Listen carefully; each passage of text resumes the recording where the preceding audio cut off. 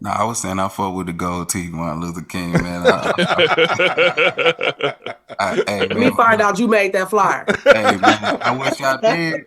I wish I did, but look, man, like, I look at it like shit. My great grandma and my grandmas, they all had gold teeth, man, and they was the ones that was really supporting him in that time that it was going on. But my grandma and them, they had gold teeth in the front, on the side, and all of that. My So grandma definitely did too. Yeah, yeah, mine still do, I think.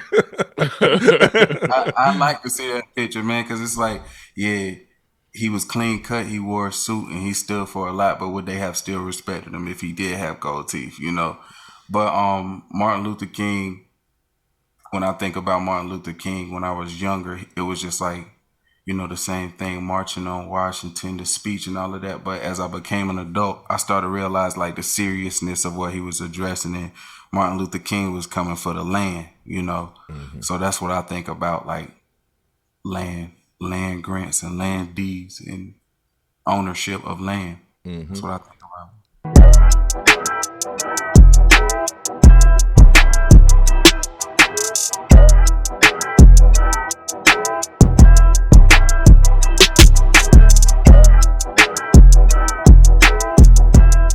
Save it for the pod. Save it for the pod.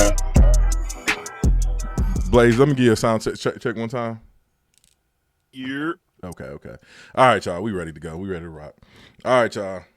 Welcome back to another episode of Unlabeled the podcast. I'm your illustrious host, Jerome Williams. I got my good people in the building. I got Leslie here. Kendall's here, Montrey's here, Blaze here, and we also have a very, very special guest this week. My good brother Neville Veracruz is joining us for the podcast. Let me play a round of applause. And not the gunshot. Back again. Yeah, back again. He back. Death Row. Welcome to Death Row. But Blaze, I'm gonna start with you, brother. Before we go with the guest, he been here before, so he ain't new. He a friend of the show, family, all that. So I ain't gonna treat him like he a guest. I'm gonna treat him like he family. For sure. But Blaze, Blaze, this your first podcast of the year, bro. You ain't been here. How you been, brother?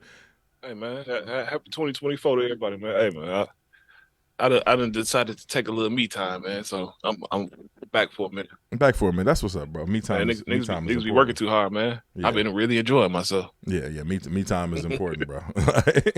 Enjoying yourself. Do you mean you have been partaking in your everything? I was about to say thought and activities, but you. Hey, well, I guess you could include that in everything. You can include that in everything. I love that for you. Thank you, sis. Yeah, because she always got my back. Yeah, I don't know if you noticed, Leslie chose violence last week. Oh no! I watched, and I knew it was funny too. But also, Leslie, how you doing this week, sister? I'm good. I am good. I had a great week. Little dating, little flirting. Single life is really fun, guys. Now I get it. Tell them. Yeah, it's been a blast. Mm-hmm. Looking forward to this week's activities. You burning sage over there? No, just weed. Hey, Kendall. I'm sending a message, right?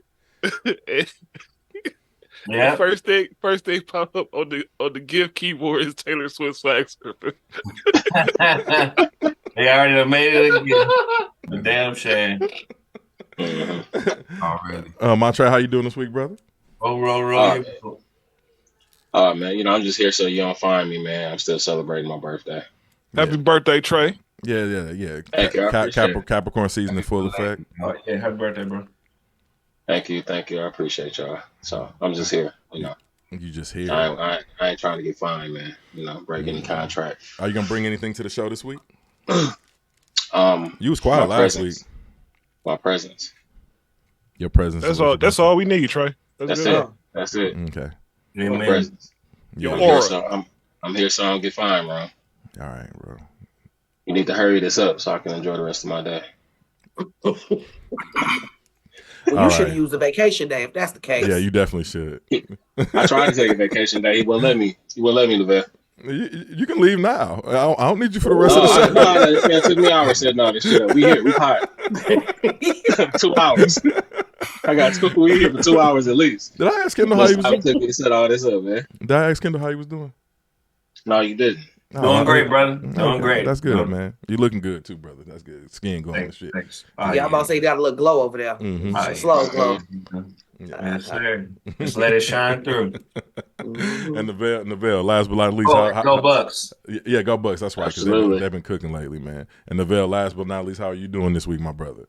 Man, I'm good. I'm blessed, man. I can't complain, man. I'm glad I could finally catch up with y'all, man, and hop in here one time. So.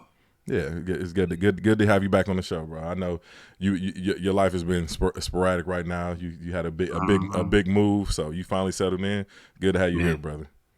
Getting settled in, man. I'm glad you invited me, bro. Yeah, for sure. Where you moved to?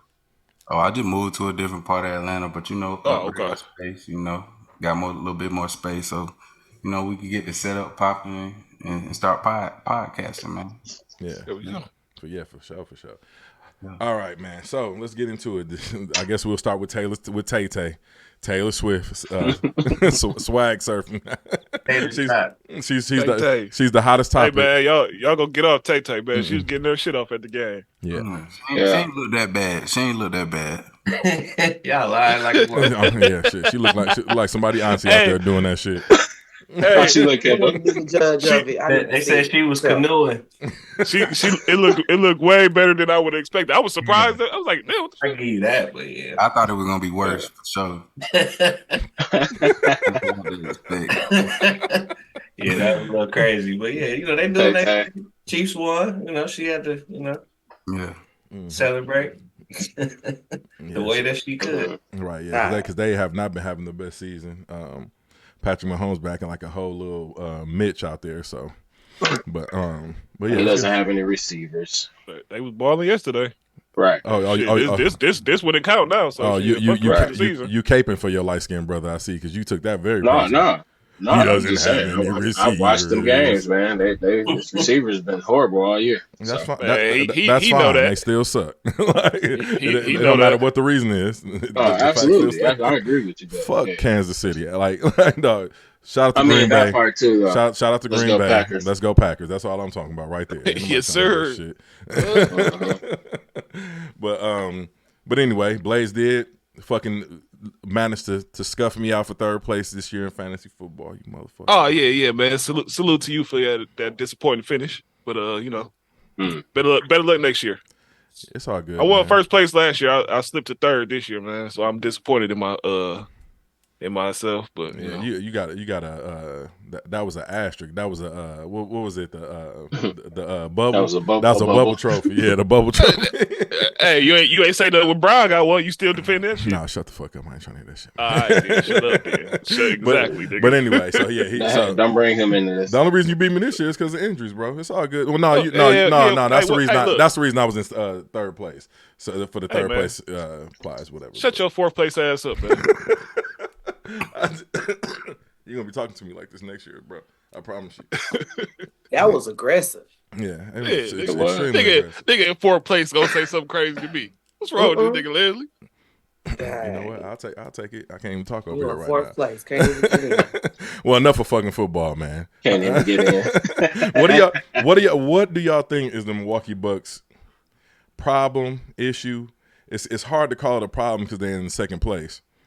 But it's a problem. But some of these games that they've been losing, and try to be objective here, Kendall, over there chuckling and shit. I am objective. What do you think their problem is this year? What seems to be wrong with Dame? I'll let y'all basketball experts start. Their perimeter defense is terrible. That's the beginning and the end of that problem. They can't control motherfuckers from getting in the paint. And that's not gonna change because they got Dame and Beasley starting, and neither one of them niggas play no D. So that's it right there. Yeah, that's it. That's all it is, man. And we knew that this was gonna happen when we got rid of Drew for Dame. So we got Dame for the postseason in that championship. That's what he here for. This is gonna be the struggle. We gonna struggle defensively for the rest of the year.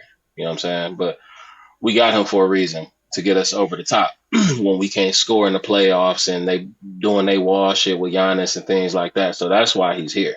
So like all of this we complaining and we in the second place. Because we should be in first. That's why we complain. I'm not complaining. It's just that they be giving up entirely too many points. Oh, absolutely. But that's what that's what you get when you got Dame. Yeah, you had to sacrifice it. That wing defense, you just had to. And go ahead. No, go ahead. Finish it.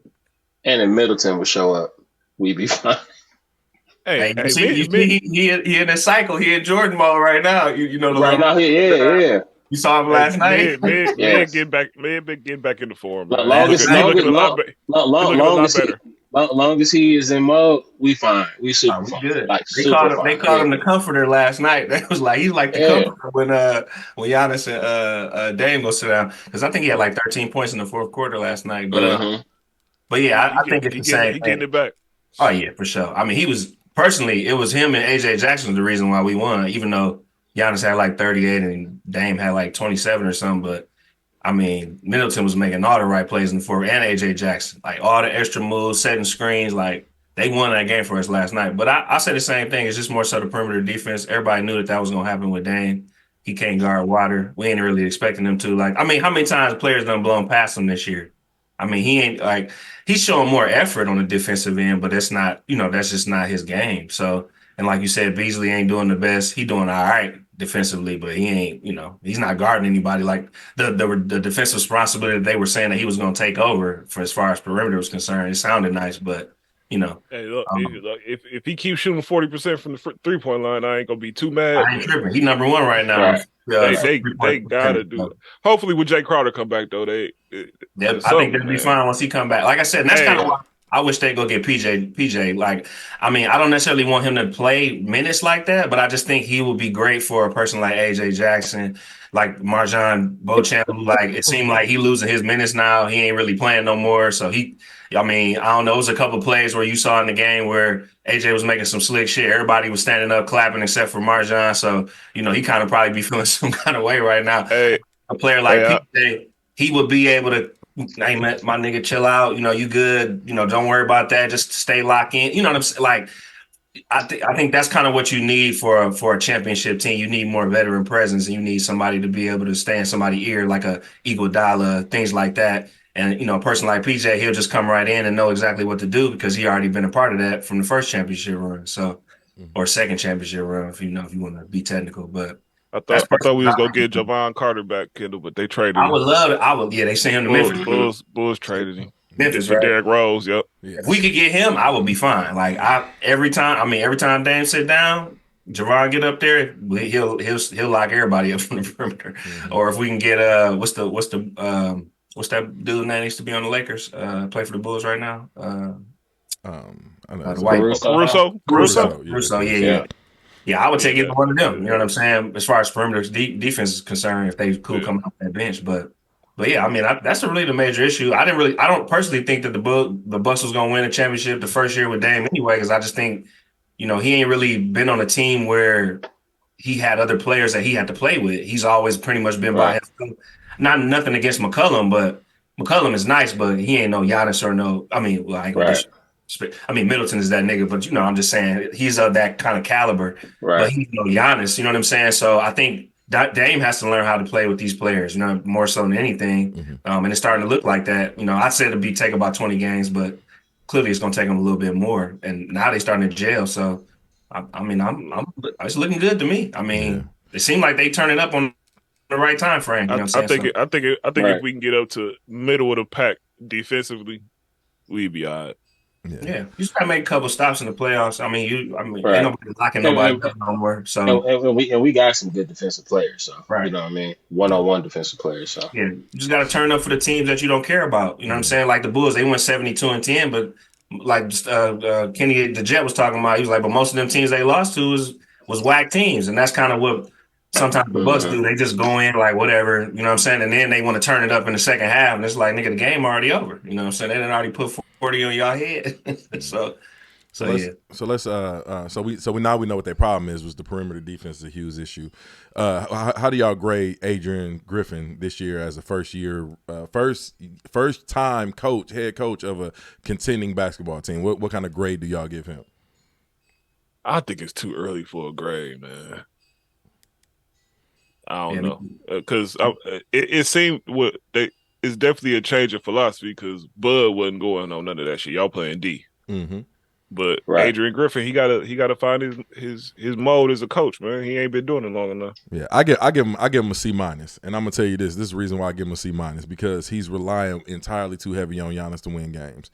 I'm very curious to know what Giannis' usage rate is. This is a very Tom Thibodeau reminiscent type of coaching style to me. Like he's just running fucking Giannis into the ground. Like that's what it looks like. It's hard not to do that though. You don't say that about Brian. They run Brian into the ground. I disagree with Tom Thibodeau. I mean, he was worse when it came to that. No, 100. I said that's why I said esque, like Tom Thibodeau esque, like, but 100%. Like it's close to it. That's what I'm saying. And Brian, of course, he's in fucking year 21, but we know Brian is a machine. He's actually playing a lot. He's been playing a lot less minutes the last 3-4 years anyway. But my thing with Giannis is it just seemed like it's just out of this world. Like it's just relying on him to do everything right now. You know what I mean? Like if he don't score 45, it's looking kind of crazy. Like you know what I mean? Like it's that's why I'm giving him a C-. I would give him a B, maybe even like a B+, because like that. He was thrown in a horrible situation, man. And I don't know why contending teams hire first time head coaches. You know what I mean? Because it's championship or bust. You get what I'm saying? He'll get fired if we go 2 years and we don't even go to the finals. You know what I'm saying? So like I gotta rely on Giannis because I can't come in here with my whole, you know what I mean, try to change something that's already set in stone. You get what I'm saying? So like he ain't had time to really implement his style of play on how he want them to play. I got to go with my superstars and ride them, especially that first year, because he's like an impossible situation. You win or you up out of there. It's only a few years we going to let you lose. You know what I'm saying? So I think you're doing a good job as a first-time head coach, and you coaching a contender. Like, we ain't talking about a playoff team. This is a contender. You know what I'm saying? Yeah. I just want to experience. You know what I mean? I just want to see what the Bucks look like without Giannis. Like if you sit him, if you sit him down for 15 minutes, what that look like? I ain't saying we got. They look like Charlotte. Well, I mean, I don't necessarily think. Again, I just think that's on Dame though. I mean, you're the guy, right? I mean, Giannis is pretty much solidified. We know he's going to be there. He's going to get the job done. It's on Dame to kind of do that when he sits down. It's on you to take over. I mean, and that's kind of what they're working on. And I'm not saying it's not happening. I'm just saying that's what it takes for Dame to gel into that. You know what I'm saying? Like, don't get me wrong, Middleton is too, but I think that he's more so playing his role. Like he knows, okay, they want Dame to be the number 2 guy.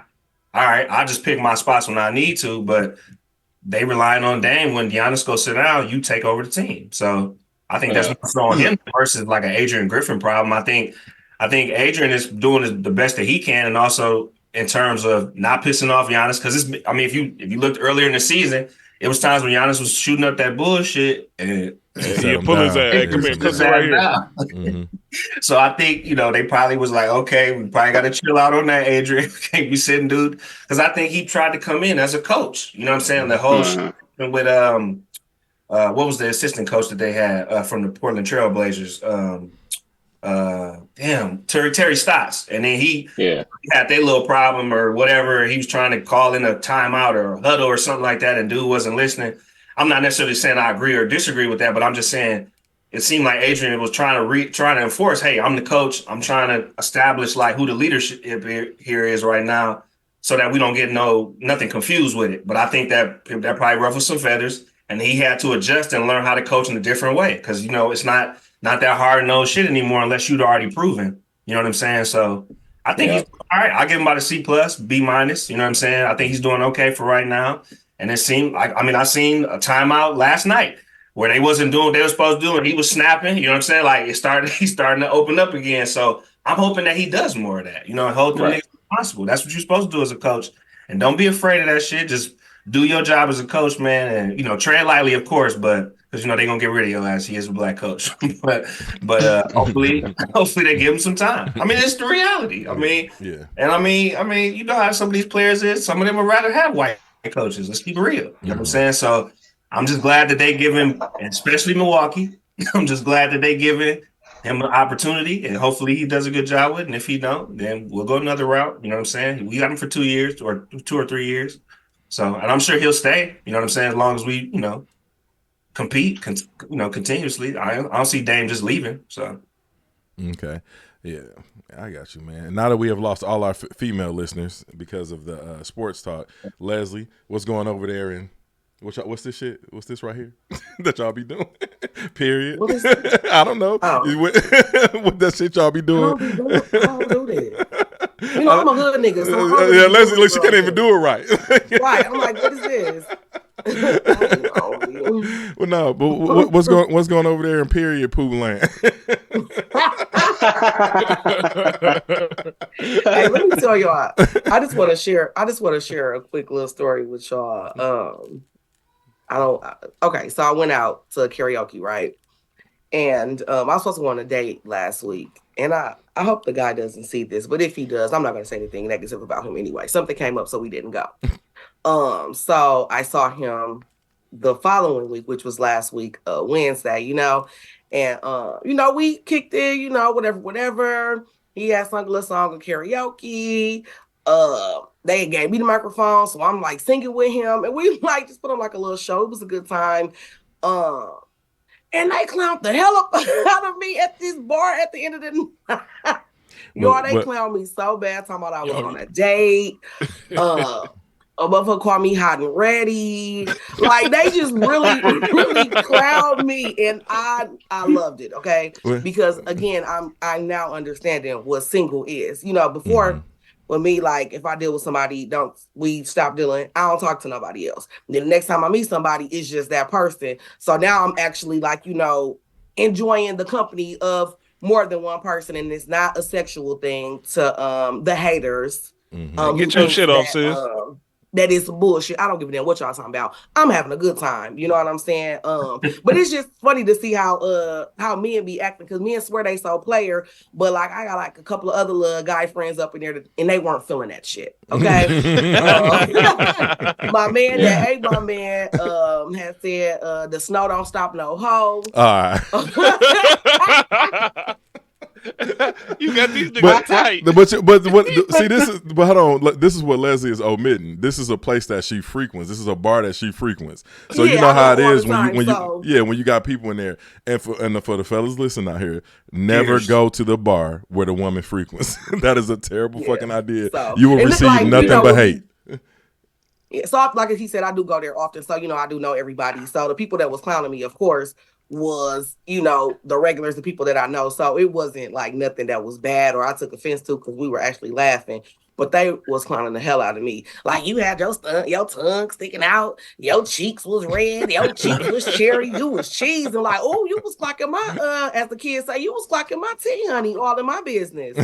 So safe to say, ladies, I'm gonna stress it to y'all again. If y'all are single, enjoy yourself. We spend too much time focusing on one man and trying to make him want us and do all this extra shit. And if he don't want your ass, he don't want your ass. And what the girl saying that ghetto song, don't be crying about a nigga when it's 1, 2, 3, 4, 500 niggas. Okay, go out there, enjoy yourself. Just be careful, be cautious. Y'all don't have to have sex with everybody, because I'm not having sex with none of these men when we're having a good time. I love it. I love this for you, sis. Leslie, what if the ladies got a good man at home now? What's your advice? Don't cheat on your man, girl. Now, if he's cheating, I already cheat told back. you that before. That's from Book of Leslie 3:16. Like, what are you talking about? If he's cheating, cheat back if you want to. But if you not hey, ladies, I'm gonna tell y'all, don't take that advice. if y'all want to keep your man, don't take that advice. I'm telling you. Well, I'm single, so I don't give relationship advice. So if you know you coming back. I don't speak for women in relationships. Okay? I speak for not. single ladies. And if you cheating on me, I'm cheating back. That's what I'm doing. Only because if you leave, I can still pay my bills because when you came here, I was already at the table. I'm already in the house and I already got the coins. So I don't need you. And a lot of women that stick around is because they need that. Don't need them, girl. That way you run the show. Okay? Yeah. And that's that. That is our report from the period pool land. Running off. And that's on period. And that's on period. And that's on period. Nah. And if any of my little friend boys is watching, I love y'all, okay? Period. She out there? No, she don't. No, she Hey, I know sis had all type of crazy messages. Niggas like, who the fuck was that nigga? Right. Leslie, you got to read one. Niggas saw me in the background of somebody live video just having a conversation and was like, you're a slut. I saw you in that video talking to that man, and I'm just like, you are the slut of sluts. Like, if anything, I learned from you. Right, yeah. Who the fuck calls a woman a slut? It's a white man? He obviously was really upset to use that word. Who is a whore? It was something different. Hey, that came from his heart. Yeah. That came from the heart. Yeah. He felt that. He just mad because he got snipped. Cut. No take backs, hoes. I'm not backtracking. Or new friends. No backtracking. Talk your shit. Talk your shit. Mm-hmm. Hey, man. I want you to find love, sis. Fuck that. I'm outside. Fuck that. I was put up for a minute. I'm outside now. Hey, sis, at least go one summer. Hey, might hang it up after the summer. At least go to summer. Yep, we outside. We outside. That's Fuck it. that. This summer, I know you're going to miss me. Hey, I'm going to come up there for like 2 weeks. We outside. Oh, we are outside, honey. Man, listen. Okay. All right, dog. I'm done with y'all. Y'all out of control. Oh, man. But Katt Williams. Okay, so we discussed him last week. We discussed his viral interview with Shannon Sharp, and he just continued to. What's that, like 80 million views now? No, last time I checked, it was at 47. But it'll probably be at 55 by the time we're done with this podcast. The first day it was at 5 million. The next time I checked, it was at 27 million. The time I checked after the 27 million, it was at 45. And I just looked again this morning, and it was at 47 million. And Shannon Sharp is breaking it down into little segments, and this shit's still going viral, bro. All the little segments he breaking down, breaking 1 million, 2 million, like all that. That's the power for all you content creators out there. That's the power of taking your long form content and breaking it down in a shorter form. But yeah, man, very, very powerful interview. I had the luxury of going to the Dark Matter tour.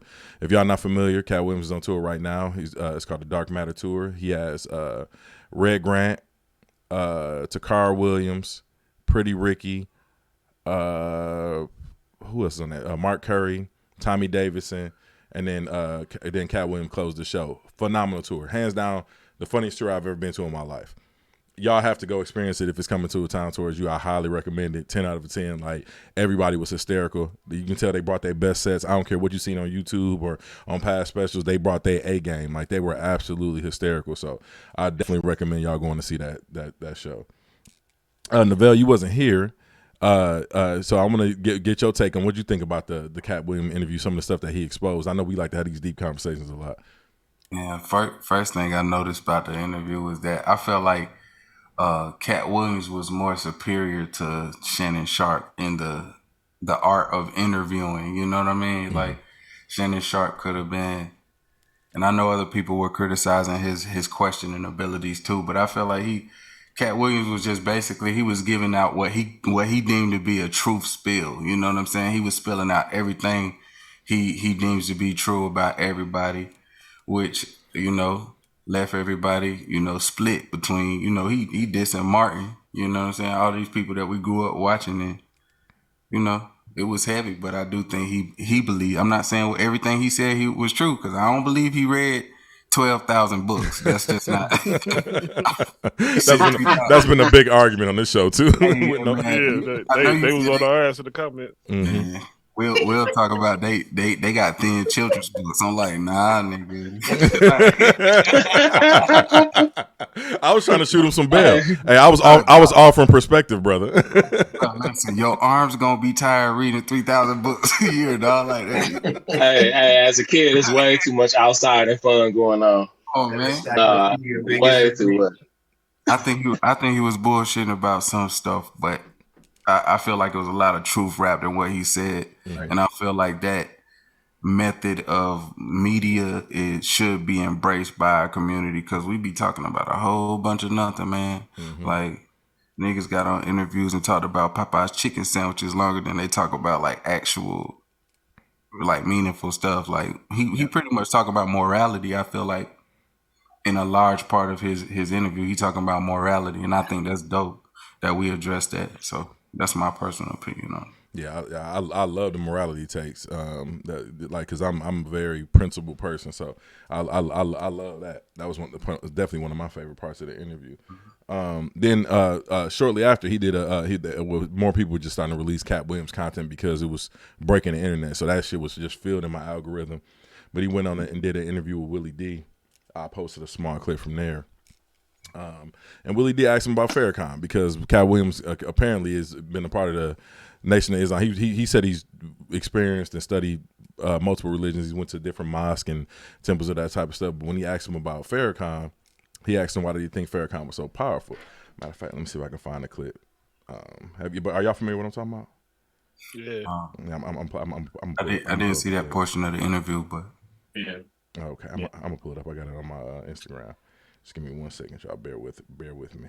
He did a interview with Mark Curry as well. That's a good interview too, if y'all interested. The Willie D one. That was a good interview. You seen it? Yeah. That shit was fire. Yeah, I'm gonna watch that because I Yeah, it definitely was. see it. I was Yeah, it curious was. to watch it. But before while we on the topic of Mark Curry, before I probably play this clip from the Willie D interview, Mark Curry. Somebody Google Mark Curry age right quick. I need to know how old Mark Curry is.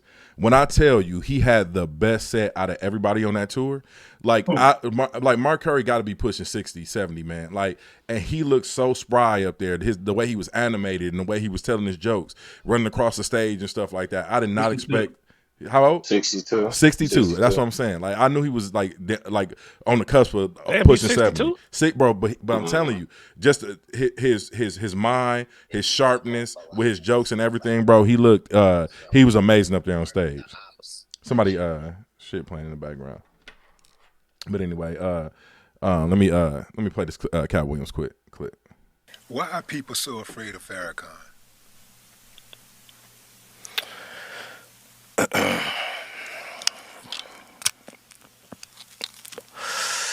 Well,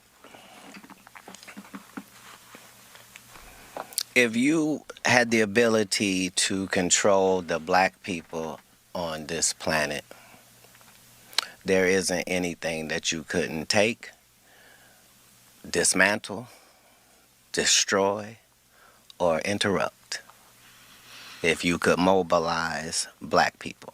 And so part of the ops agenda, a part of their modus operandi, is to find out which one of you niggas is a potential leader. And if you are, then we begin a work of progress on your life, which will make people get off of that. It's a part of it, as much as in any defense, you trying to figure out which way this dude is likely to go so I can rip that ball. It's the same. Yeah. I had to play that because what are y'all thoughts on what he said about Farrakhan and why the government fears him so much, or people? yeah, I think he dead on. You know, I just think it takes a certain type of influencer or entertainer to actually speak on these things if they believe them to be true, because you pretty much jeopardizing yourself and marking yourself as one of these messiah figures that he's referring to. So I respect him for doing that. I think that's the same kind of energy Kanye be on, but everybody, like he said, you pretty much get painted as crazy, and some of the stuff they do is actually crazy. So, you know, it's hard for people to grasp this message, but I agree with him. All in all. Yeah, Kendall, you got any thoughts on that? Yeah, I mean, I don't necessarily think that Farrakhan has that like as far as being able to kind of control the black, like, because I just think the diaspora is so just different. I don't necessarily think he can kind of come across to everybody. I think it just kind of takes a certain type of person, and also like what you willing to like listen to. But I also think that I think that's Farrakhan does do a lot of great things. I do think that he does mobilize in a certain way.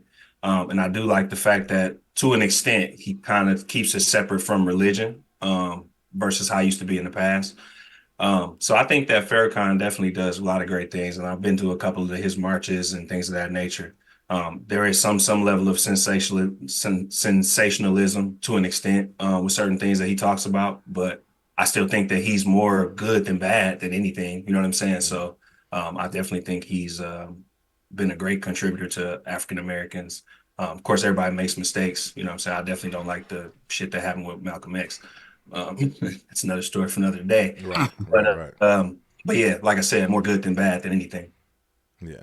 Well, and I think he meant like when he said mobilize black people, because we know that it's been smear campaigns. They've taken Farrakhan off of the social media, all type of stuff to kind of like weaken his reach and grasp, right? For sure. But if you was able to mobilize 1 million people to get them to march on Washington, then do 1 million more, you know what I mean? And because I think the last Million Man March you went to, you said it was how many people was there?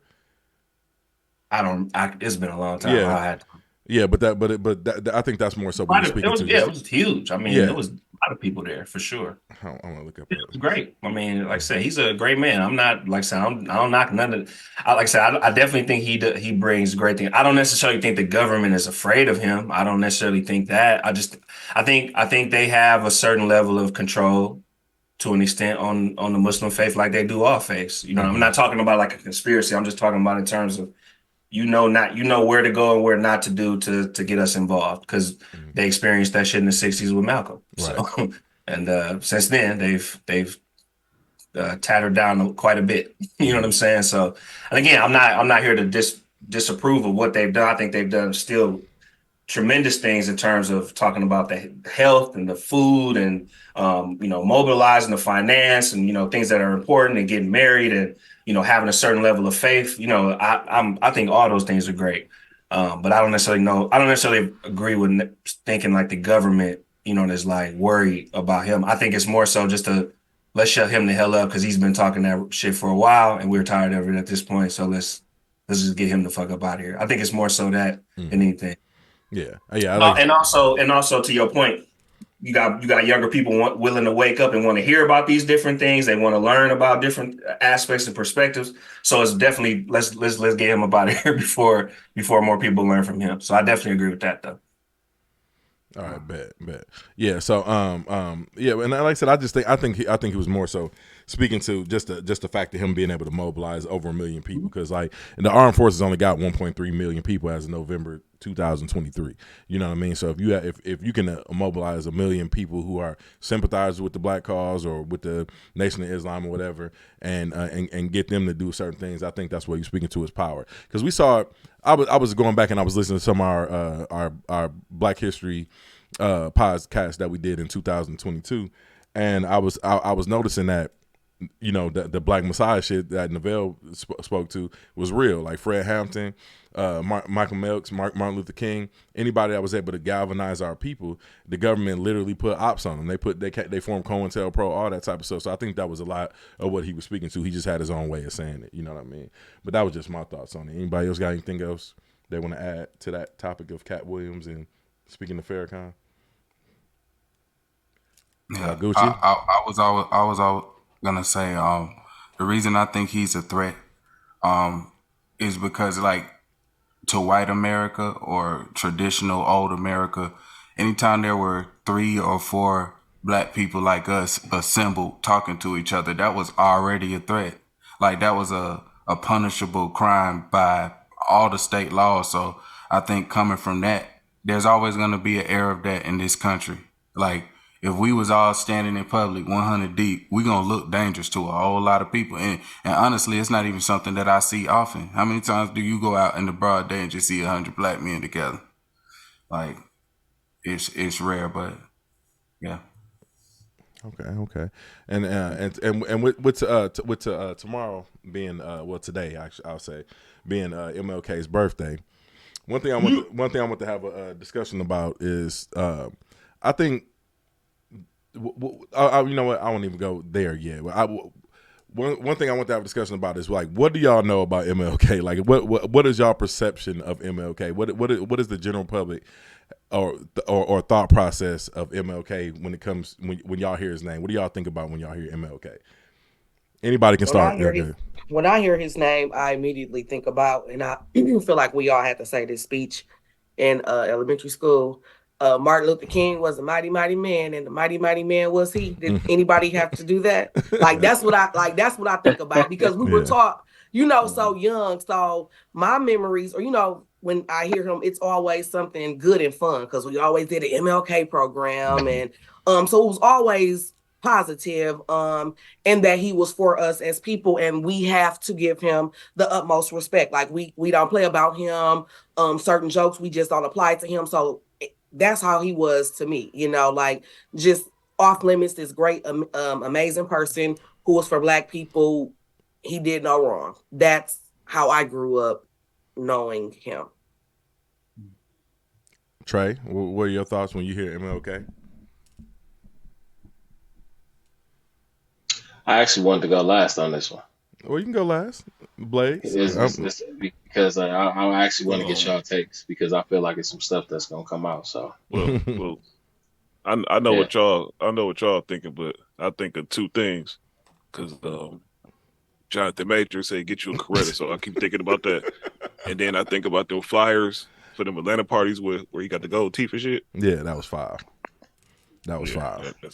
Atlanta, y'all should be ashamed of yourself. The Black Maker. Why they doing Martin Luther King like that? I don't know, bro. They did them dirty. Yeah, but they was fire for that. Y'all the Black Maker. Y'all got to do better. Neville, you were saying? No, I was saying I fought with the gold teeth, Martin Luther King, man. Let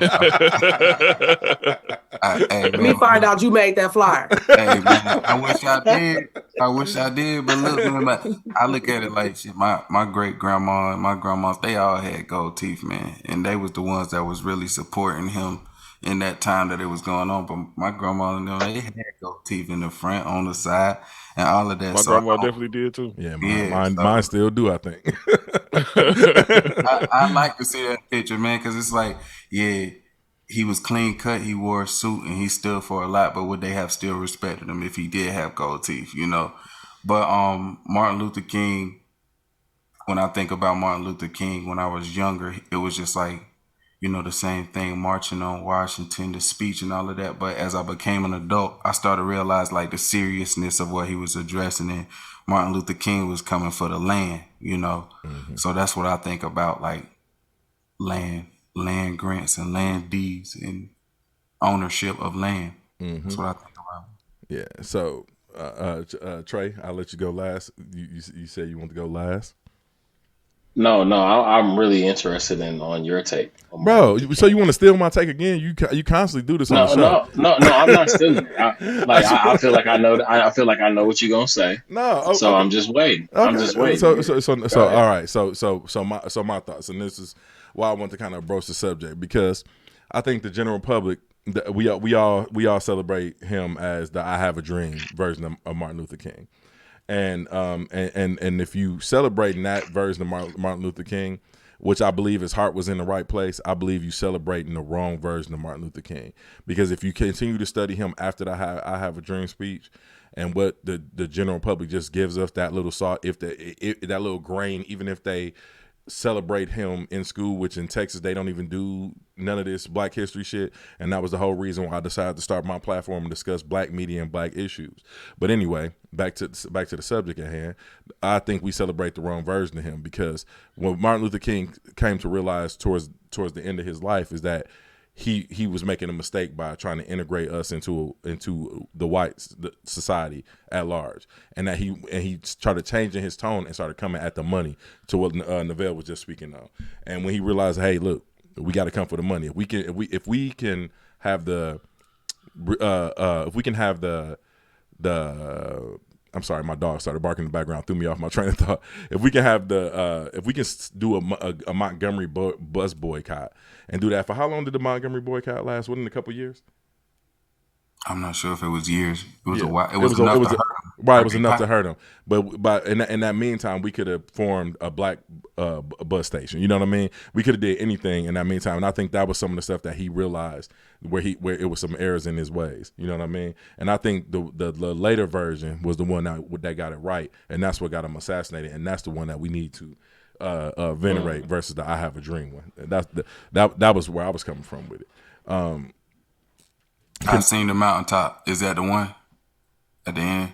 You talking about the last speech? One of the last. Yeah, one of the last speeches did. Kendall, you spoke to that about that last speech. How do you remember the name of it? No, I don't remember the original name of it. But yeah, I mean, but you're spot on. I mean, he talked about the need for how they was basically giving loans to white farmers and, you know, disregarding black farmers, and again, just trying to push the resources towards white people. You know what I'm saying? And make it harder for African Americans, and he definitely spoke towards that. There's a reason why he was tapped by the FBI. I mean, it's, you know, J. Edgar Hoover called him the most dangerous man in America. I mean, this wasn't, you know what I'm saying? Like, it wasn't Malcolm X, and Malcolm X was quote unquote the violent one here. And again, I'm putting quotes around that, not me saying, I'm just talking about what white people portrayed Malcolm as. But again, the peaceful, you know, quote unquote, I have a dream guy, where the original speech, the original name for the speech of I Have a Dream was Normalcy, Never Again.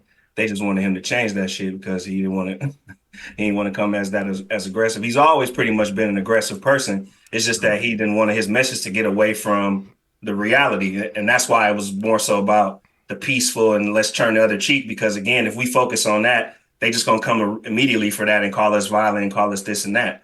So he was always like strategic with his thought process, but I do like the way that he shifted towards strictly the economic piece and showcasing what white people were doing to African Americans and basically keeping them out of the money pool, if you will. And that was why he wanted to attack the finances. So yeah, I mean, Martin Luther King was just a great man, and I mean that's why they had to tarnish his name, tap his phone, make up stories about him, say he was doing this and that, cheating and all this other kind of stuff. But again, this is you got to tarnish a man's legacy. I mean, this is the whole thing that people talk about now, acting like it's brand new. This has been going on for hundreds of years. Right. But again, I love it. I love that people are learning it regardless. I mean, and then people that are seeing it, and hopefully, you learn from it. This is what's going to continue to be what you're always going to endure if you're a black person or African American until this shit changes. This is always going to be a way to tarnish somebody's legacy if they can, and that's just how it goes. Yeah, and that's what I was gonna touch on too, Jerome. I thought somebody was gonna say something about, more so on what Kendall was talking about, just the tarnishing of his legacy, making up rumors or bringing up infidelities, things like that. You know what I mean?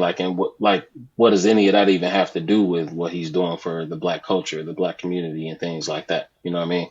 So that's more so what I was going to speak on. So no, I 100% agree, Kendall. Yeah, I think a lot. I know why they do revisionist history and they try to tarnish these names of people and shit like that. Because the first time I ever heard about the accusations of Martin Luther King cheating was in that movie Selma. That was the first time? That was your first time hearing about it? Yeah, that was my first time hearing. I had never heard about that until they came out in the movie. You had heard about it prior to that? I had, yeah. Yeah. I've always heard about it when I was about 20. My dad was trying to tell me about it. Oh, okay. Yeah, I didn't. That's crazy because I didn't hear anything about that before. So that's funny that it had been floating around. So you could be a good man and still have them hoes. Right. That doesn't take away from his contributions to society as a whole. And again, but the thing about those possible hoes is, again, none of that was really ever proven to be true. Again, I'm not saying that it couldn't happen, but I'm just saying they love his hoes in check. They have to, but I'm just saying they have to make sure that they have to say something about him because there was nothing else to get him on. This is my point. You know what I'm saying? Like, they had to say that he had some women at some juncture. I'm not saying that it didn't happen. I'm just saying that it was never really proven to be true. And even if the woman, I don't feel like the women would come and say anything negative about him to appease you little lip hoes. You know what I'm saying? Like, whether he was right or wrong, I'm riding with him. I'm never gonna turn on him for y'all. So I don't give a damn what he did. He could have had a whole house. That's gonna stay within us. y'all stay in y'all lane, and y'all not gonna do that to him. So that too, like whether he did anything or not, I don't feel like we would know because no one is going to tell. Because again, what good is it going to do? It's not going to help. It's not going to help us. So they're not going to say anything. So that's just something that he clearly went to his grave with, and I'm okay with it because again, that has nothing to do with what he was doing or what he was trying to do in his personal life. Like him having hoes was not going to affect me. It wasn't going to do anything to anybody but his household, and clearly his wife stood beside him, and that's all that matters. And stay up on people's business. So basically what you're saying is Coretta Scott King took her L's in peace, as she should have. That's that. Like a good wife should. You have to sometimes. What's that? My question is like it's clear that they are using this as a method to destroy his image, or like Katt Williams said, like progressively end his influence. Tarnish your legacy, man. Who is it for? Because like I feel like in present day, because what Leslie just said, that's real. What she just said. If all of us had that mindset, they couldn't knock off our most powerful people because we would still support them, and it's enough of us for us to support our richest people. But I think they do those marketing campaigns for us because they know that we'll abandon our celebrities and our powerful people if we see these things about them. That's the sad part. It's not even for white people. It's for black people to stop fucking with them. That's what I think. Like, I agree. And that's crazy. You gonna knock this man for being a cheater and your daddy cheated on your mama. Go to hell. As far as the question, my question is if he cheated and all of this, then especially the white women, like where are they at? Like they would have ran their mouth. He was happy with me and he forced himself on me. Like how come you don't hear none of them stories if he was messing with all these white women? So that's my point again. Like it's always it always comes down to white women. Hey, listen, white women are ruining everything, man. Like we ain't got no new episodes. We ain't got no new episodes of Yellowstone because Kevin Costner, white wife, want to divorce his ass. So we ain't got no new episodes of Yellowstone. We ain't got no King the Conqueror because a white woman done chased Jonathan Majors all through damn New York. Man, white women, y'all need to be stopped. Like y'all are ruining the white man, black man, Disney, Marvel, every goddamn thing. What is wrong with you white hoes? Stop it. Where are the white women that were having problems with King? That's my question. Yeah. He's doing all of this. This should be Unlabeled last podcast. I'm pretty sure white guys, women. It's been a good run. Hey, listen, tell y'all know. That's what I was just about to say. I'm pretty sure white women know that they bad. Like this ain't nothing new.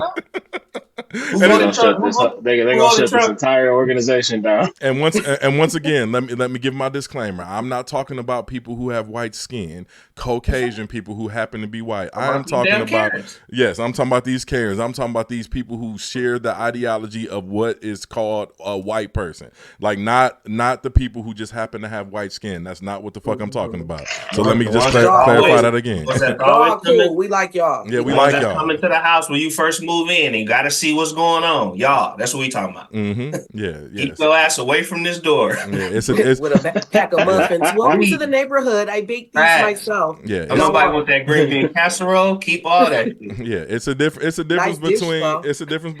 Hey, green bean casserole ain't that bad. Yeah, we don't have. It's not about the green bean. It's about who's delivering it. Yeah, who delivering? He had a fire one before. If you are not good point. If you cool, then you bring it. Then I'm cool with it. Bring it in. But if you over here bringing this shit to see what's in the house, I need you to get up out of here. Listen. When I first moved into this house, my neighbor brought me a cake, fam. That cake was expired for 2 months. They brought me a cake because they went to see what the fuck was going on over here. Yeah, that's so. They just like here, take this. Yeah, exactly. We welcome you to the neighborhood. Don't eat this. That shit said Rocky Road. Yeah, it was like black people like cake, right? Just give it to me, we'll eat it. Yeah.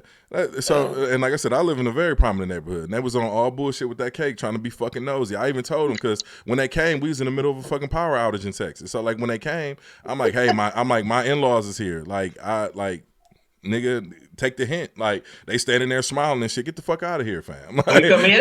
yeah, right. Yeah. Rome Who don't be go to knowing how somebody's to house be with a mean. power out? Yeah. Like what type of shit is that? Yeah, well, my Rome power don't be wasn't out, knowing how but to be mean. it was power outages spotty throughout Texas. But anyway, Karen and Ken. yeah. But anyway, back to what I was saying. Like I said, we ain't talking about the people who happen to have white skin. So all y'all, for anybody who getting irritated by this or don't want to listen to this shit because we using the term white people. Y'all the ones we talking to. If you turned off by that shit, because we not talking about y'all, fam. If you have white skin, we talking about the ones that identify with the ideology and the privilege that comes with being white. Them the motherfuckers we talking to. But anyway, I just have to clarify that because motherfuckers get sensitive and shit. So but anyway, back to what we were saying about King and shit. He's the My man. best friend white. Yeah, I got some. Actually, one of my white best friends called me the other I've day. got white friends. I forgot to call him. Look, I forgot to call my white best friend back the other day. Hey, Jeff called me yesterday. They're trying to save it. They're trying to save it. Hey, matter of fact, Jeff called me yesterday. Yeah, that's what I was talking about, Kendall. I love Jeff too. Love He was like, hey, I told his wife was on the background, and I was like, what up, Jackie? Tell her I love her. And she was like, I don't know if I believe that. And then Jeff snapped on her. He's like, Kendall is the most genuine motherfucker ever. Motherfucker. When they put that on there, that means business. Okay? Jeff is going to be himself. I love Jeff.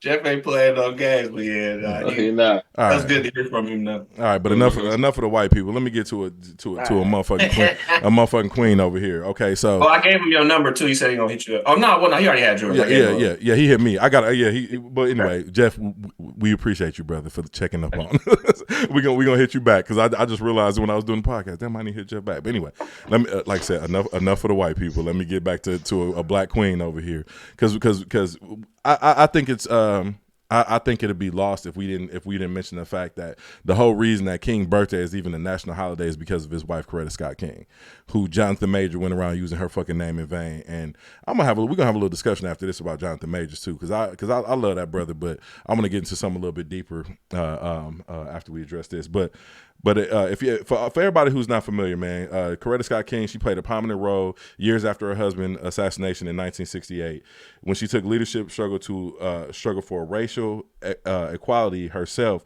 and became an active member in the women's movement. King founded the King Center and sought to make her King's birthday a national holiday. She finally succeeded with Ronald Reagan, signed it into legislation, establishing Martin Luther King Day in November 2nd, 1983. She later broadened her scope, including advocacy for LGBTQ rights and opposition of apartheid. King became friends with many politicians before and after Malcolm's death, including Robert F. Kennedy, Lyndon Baines Johnson, Robert F. Kennedy. Her telephone conversation with John F. Kennedy during the 1960s president's election has been credited by historians for mobilizing African American voters. So, like I said, a fucking queen, y'all. Like Coretta Scott King was the one. Like we wouldn't even be celebrating her husband right now had it not been for her. You know what I mean? So let me play a little motherfucking round of applause and shit out here for the queen.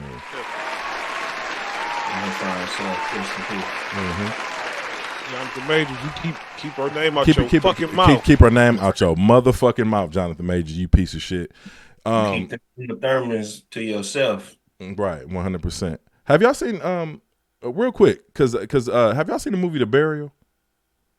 The what? The Burial. Oh, with Jamie Foxx. Yeah. I ain't watched it yet. I'm gonna watch it. I heard it's good. I saw it. That movie was hard. Yeah, I'm gonna tell you right now, for everybody who haven't seen that movie, that's a sleeper, and it kind of goes along with this Jonathan Major discussion that I want to have right quick.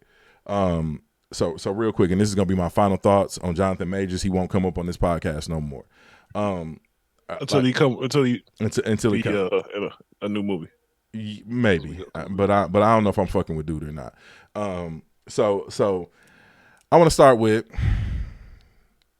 when we first heard what Jonathan Majors was accused of. 3 days later, his lawyer came out and said, "Hey, we got video evidence recusing him of all this. Like, it's evidence saying that this man did not cause this harm to this white woman. Like, you know what I mean? That was 2 or 3 days later after we heard what Jonathan Majors did. So I guess they just wanted to die on that hill. This dude had the worst legal team in the history of America. For everybody out there who mad at him and y'all feel like, oh, the video evidence was enough, y'all don't understand law at all. What y'all have to understand is this man is dying on the hill that he don't know how her injuries happen. That was the hill that he chose to die on. For all the young brothers out there listening, one thing I want to inform y'all is that whenever it comes to domestic violence, spousal violence, whatever the case may be, you have the right to defend yourself. That's when all this, oh, you shouldn't put your hands on a woman, all this type of shit. Yeah, I ain't saying this is by no means a conversation about your ability to be able to abuse a woman or hit a woman or not. So, a lot of people don't agree with me, and I'm fine with that. I'm pretty sure people, some of my co-hosts don't agree with me on this topic, and I'm perfectly fine with that. But what I want y'all to understand is when it comes to self-defense, you 100% have the right to defend yourself. And in the movie The Burial, it opens up with a scene where Jamie Foxx is shitting on his client that was suicidal, got drunk, decided to ride his bike through traffic to commit suicide, and was hit by an 18-wheeler. Jamie Foxx called that man everything but a child of God. He said he's a piece of shit. He did this. He tried to kill himself. But at the end of the day, he had a green light. And the truck that hit him ran the green light, even though this man was drunk and was suicidal and all this stuff, right? So what Jonathan Majors failed to do during this whole entire trial, and even with this bullshit ass interview that he did on Good Morning America, what he failed to do was take any accountabilities for his actions. He is still down on that hill that he don't know how these injuries happened to this woman. When he admitted to fighting over his phone in the car with this woman, where was video evidence of him lifting this woman back up and throwing her back in the car and then running off. You know what I mean? Like, even if you didn't mean to cause the injuries, you still have to own up to it, or just say, I don't know how that happened. It could have happened in this fight. It could have happened. But this man is saying, I 100% didn't do this, and then didn't do these things, then filed for an appeal, and then went on Good Morning America, and still show no remorse for his actions or anything. This might be the goofiest nigga I've ever seen in my life. I've never seen a cornball ass nigga like this, fam, ever. Like, I really don't know what's going on with this man at all. I don't know how do they keep getting niggas to come on Good Morning America, bro. I have no clue, bro. Like, I have no clue, fam. Like, I don't even understand how your team allow that. Yeah, he too arrogant and he just got humbled. Sometimes you got to get humbled, and maybe he was just overstepping his boundaries, and this was just in the plan and God's plan to humble him. Sometimes people got to get humbled. Yeah. So maybe this was his humbling experience, because it seems as though he's just like a little too arrogant. And cocky, and like you said, not being remorseful. Man, you cannot put your hand on a woman, especially a white woman, and not show remorse. That's the thing that kills me. It's just that's what's fucked up, but that's the truth. Yeah. So was she chasing him down the street because he supposedly like assaulted her or something like that? No. So the whole thing started. They was out. Well, she's like clearly she's been like abusing alcohol or likes to party or whatever the case may be. Because when she recorded him, when the whole Coretta Scott thing, do you know who Coretta Scott King is? Do you know who Michelle Obama is? When he was saying all that, it was to get her to realize that, hey, I'm a great man. I'm doing this whenever, and you embarrassing me out here with your actions. So prior to this fight, clearly she had recorded him without his knowledge, and she had been on some bullshit. So so allegedly he received a text message in the car saying, I can't wait to kiss you, or whatever the case may be, and his girl started wilding out. And as most girls would. Right, which she ain't wrong. She started wilding out, and so he allegedly twisted her hand to snatch the phone away from her, and that's how she got the fractured finger. Then it went. She had a laceration behind her ear. You know what I'm saying? This is a white woman. They bruise and they scratch easy any goddamn way. But the bruise and scratch from her ear. If I'm looking at this video evidence, and I see a man lifting a woman up and shoving her in a car, which you can tell she hit her back of her head on the top of the car, like that caused that contusion, or could have caused it. And that's why he got a misdemeanor assault. You know what I mean? Like, so. Yeah, or whatever case may be, but it was unintentional. Is basically what they signed, and it was all misdemeanor anyway.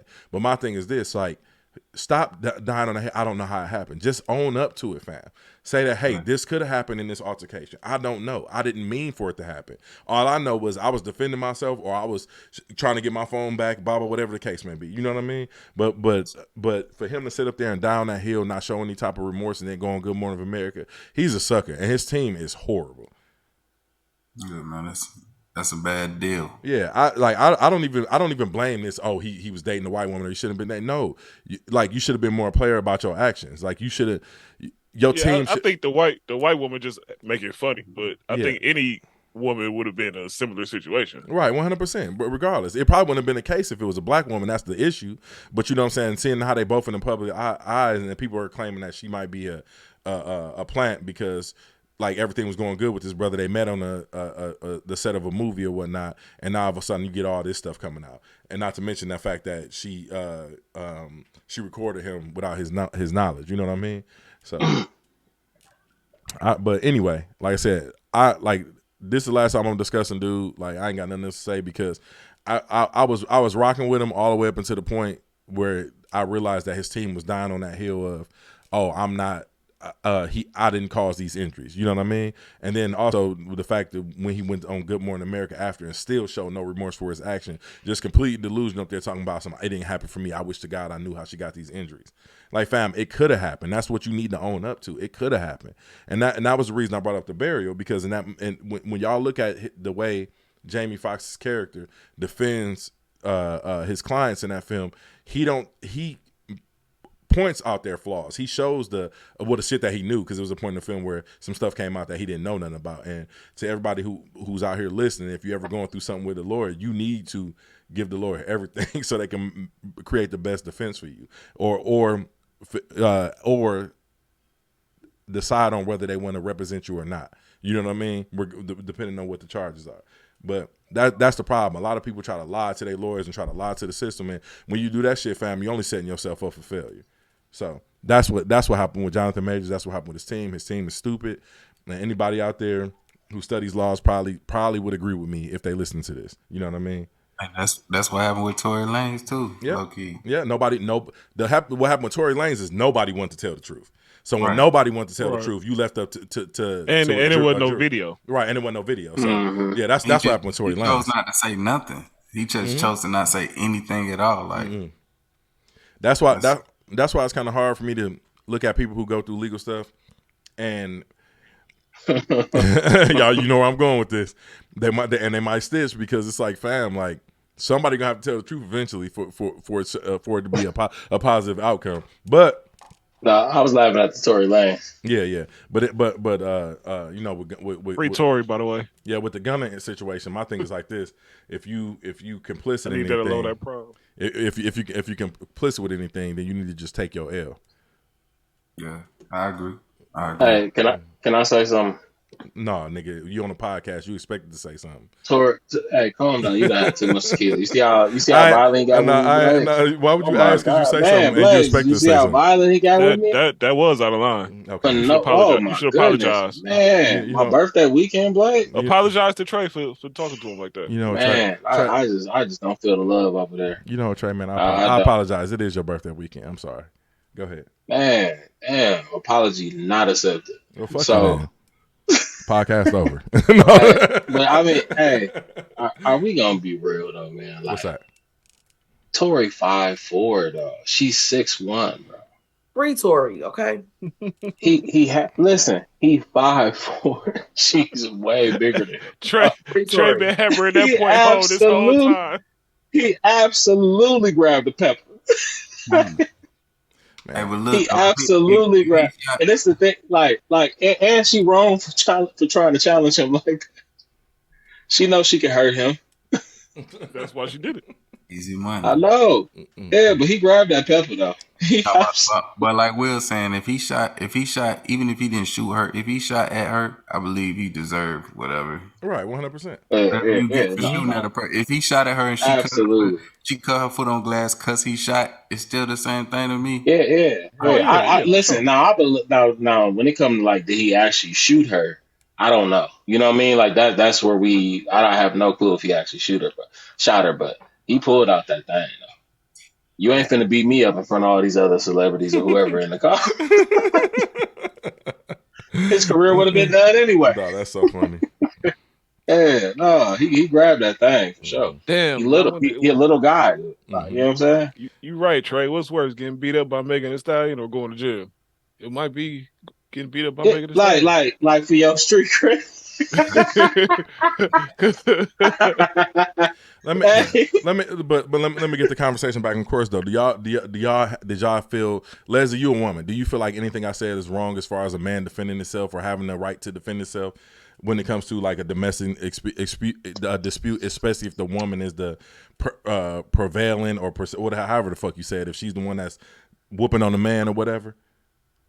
I mean, I was always taught if you hit somebody, you're gonna get hit back. People have reflexes. So it might not even be intentional that, like, depending on how you hit a person, like if somebody just bust you in your shit, your reflex is going to be to hit their ass back. So I think when you're in that position, sometimes it might not even be this is a woman. It's just somebody's attacking me and I need to get them off. I personally don't agree with anybody putting their hands on any one woman, putting your hand on a man. Like, just keep y'all hands to yourself. But understand also, woman or male, when you put your hands on somebody, there will, in most cases, be repercussions. So just be prepared for whatever you got coming to you. Like, you just can't you can't do that. Mm-hmm. So I don't agree with anybody putting their hands on anyone. I don't care if it's just a female and she slapped a nigga and y'all feel like it shouldn't hurt. You still just slapped me. You know what I'm saying? You still just put your hands on me. You cannot go around putting your hands on people. Again, I am not saying it's right if a nigga, bust a chick upside the head. I'm not saying that. So I don't want to hear any of that. I'm not doing it. I'm not saying it's okay. No one should be putting their hands on anybody. That part. Period. That part. Control yourselves and just understand every man or every woman ain't built to walk away. Mm-hmm. When somebody doing that, everybody ain't built like that. So you just need to just keep your hands to yourself. Period. On both sides. And listen, I'm glad you brought up self-control. Dudes, if you're going out drinking with your woman and you got a jealous woman and y'all going out partying or whatever, leave your phone at home. Take the burner phone. Especially if you picking your choose. Hey, it don't use CarPlay. That's right. Yeah, CarPlay gonna get you fucked up every time. Hey, but see, Jonathan, like everybody looking at it like he beat the bitch up. He fucked her up because like they was in that car tussling for that phone, and he big as a bitch, and that bitch frail as motherfucker. White people be having osteoporosis and shit. He probably fucked her up. All right. He just didn't realize it. Didn't realize it. Whatever strength that he used to get that phone back was too much, and he definitely fucked that woman up. Exactly. So if I was on that trial, I would have felt the same way. Like, yeah, you did it, bro. Like, regardless of if you meant it or not. Y'all ain't seen the videos of that girl in the club dancing with all them people after that. Like, she was fucked up. That's why. Like, no, bro. I'm speaking from experience. Hey, you done seen motherfuckers that was drunk and they fucked themselves up. Then the next day be like, "Hey man, what happened to this?" Said, "Nigga, you was drunk. You bust your head." You know what I'm saying? Yeah. That was my whole point. I done been in a situation where I done got in an argument or tussle with a significant other and took my ass right to the club. So, it is what it is, fam. Were you fucked up though? Huh? Was you fucked up? Yeah, I was fucked up. That's the whole point. Saying, if I was sober, I'd be like, in the general public eye, it is no matter man or woman. You gonna have a hard time convincing people you was really emotionally or physically fucked up if they got you on camera square dancing with 5 or 6 people, getting passed around doing twirls on the dance floor for 3 hours after you were quote unquote fucked up. You look fine. You know what I'm saying? Yeah. But adrenaline comes into play, the alcohol. But like I said, it was a fractured finger, and then behind the ear laceration was probably like her 2 major issues, which ain't really, they minor injuries. You know what I mean? But my whole thing, a fractured finger, you just gonna be like, damn, motherfucking finger hurt. Right. Yeah, I done fractured my you finger. Ain't gonna say I ain't going out tonight because my finger hurt. Got her brushing her hair like this with both of her hands. While she in the club. Neville want to argue that these injuries didn't happen. You taking the Jonathan? I'm saying, bro. You saying they wasn't severe enough to stairs. She could have fell up the stairs going home. I don't know why her fingers broke, but they ain't look broke in that club. You know what I'm saying? But I think that's the theory he was going with, but that shit didn't work. That shit didn't work, and that's the whole thing. I don't know how they happened. It could have happened. Do you understand? Like, it could have happened. Like, just because the logic is saying, my logic is saying, like, my logic is gonna work like Neville's in most instances, but just because your logic worked that way, if you think about it, you're like, come on, bro. We got video evidence. The evidence is saying, hey, You picked this woman up and packed her ass back in this SUV. You know what I mean? Like, that's what the evidence is saying. Like, yeah, we saw her out in the club and shit, but we ain't got evidence of her falling up no steps. We don't got that. So all that is speculation. Yeah, I ain't see the video from the car, so okay. I haven't seen. Yeah, it's a video of her car. The reason he was running from her is because the fight, they was tussling the car. They was tussling the car for the phone. They don't have that video, but you see him get out the car and she like pulled on him or something. And he turns around and hit this big strong ass nigga that been probably juicing for the last 2 months. Picked her up and packed her ass right back up in that SUV. Yeah. It took off running. It took off running. I'm gonna check it out. Yeah, that's still a classic video. That shit gonna forever be funny. he ran so far. He ran so far in that trench coat. And she was chasing. If I was doing that Good Morning America interview, I definitely would ask him about that. How far did you? He was running for his life. Yeah, man. Say, nigga, where was you going? Mm-hmm. Away from her. Yeah, man. So like, but yeah, that's my final. Shit. Excuse me. That's my final thoughts on Jonathan Majors, though. I've been talking about this dude on this podcast for the last 2 years. Ever since the inception of this podcast, how much of a phenomenal actor he was, a Juilliard student or whatever. I even came to his defense before all the facts came out. But then once I got to looking at everything, I'm just like, no wonder your ass got fried. Like sometimes you just gotta own your shit, fam. And this is look, at the end of the day, he a good actor. He good at his craft, but he a cornball. He a cornball. What you expect from these? And that's goes to my whole point. Like only shit. Like when it comes to when y'all watch all these court shows, y'all watch all these movies and shit. Like it's speculation. When motherfucker object because what does this really have to do with the evidence that we have? Whenever you go to trial, both sides get all the evidence. They get all this type of stuff. Like the only time you not privy of what kind of line of questions is going to come out is during cross-examination when they got the witness on the stand. And then that's when you object and the judge say whether it's sustained or if it's overruled or whatever the case may be. You know what I mean? Because they want to know where this is going.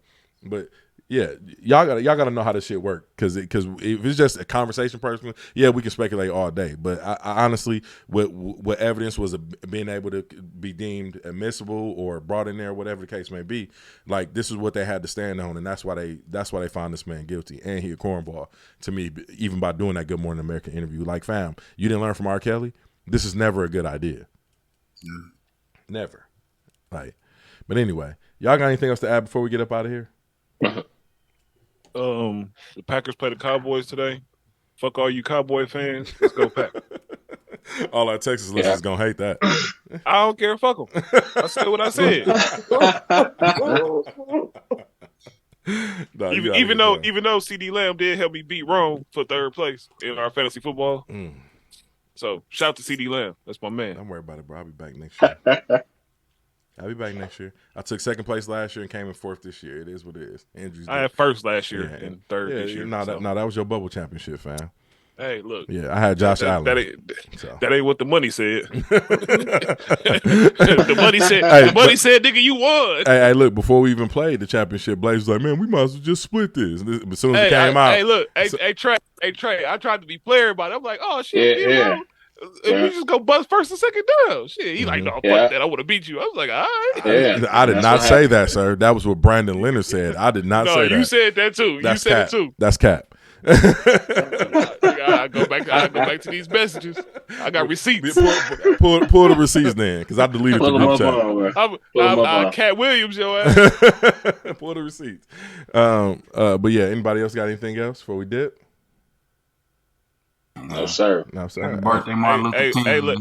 Yeah, yes, definitely. Sir. For sure. Happy birthday, Martin Luther King. I'm mad the bank ain't open. Y'all should let people off work, but keep the bank open. But Leslie, keep doing you, sis.